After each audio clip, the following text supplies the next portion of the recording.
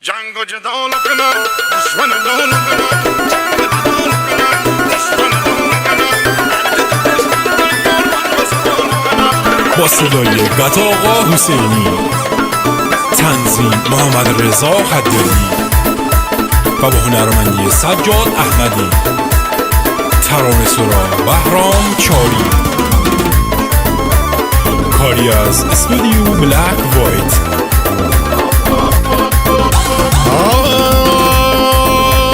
من تیز جنگم من برار بانکم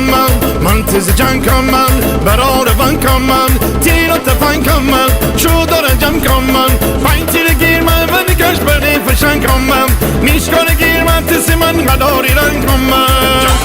جنگ و جدال کنم دشمن لال کنم جنگ و جدال کنم دشمن لال کنم هر جا تو دشمن داری یار من غزبان کنم هر جا تو دشمن داری یار من غزبان کنم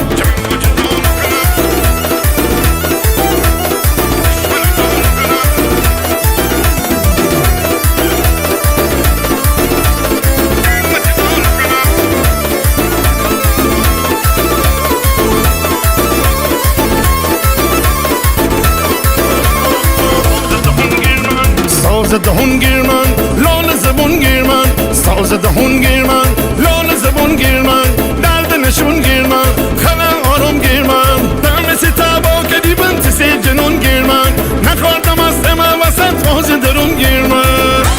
جنگ و جدال کنم دشمن لال کنم جنگ و جدال کنم دشمن لال کنم هر جا تو دشمن داری یار من غزبان کنم هر جا تو دشمن داری یار من غزبان کنم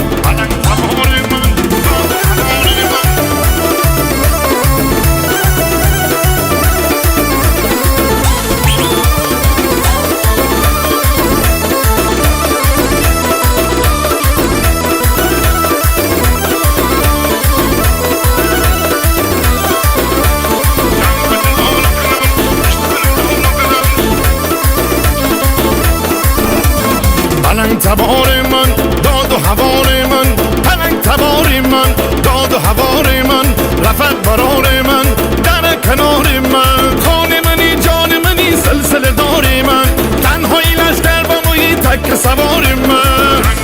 جنگ و جدال کنم دشمن لال کنم جنگ و جدال کنم دشمن لال کنم هر جا تو دشمن داری یار من غزبان کنم هر جا تو دشمن داری یار من غزبان کنم